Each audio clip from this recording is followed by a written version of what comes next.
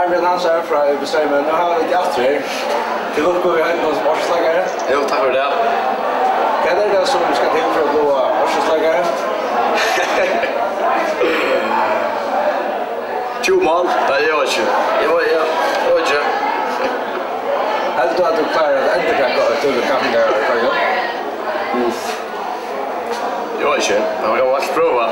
Det är väldigt gott. Förra året och sen där och ja, det är så bra. Kan man uppnå mer för det? Man kan alltid bli bättre, ja. Uppnå alltså. Ja, jag vet inte. Och det ser så att det går utomlands nästa gång vi är här. Jag vet inte på det. Alltså, nu får jag sätta mig av i månaden så det blir ordentligt.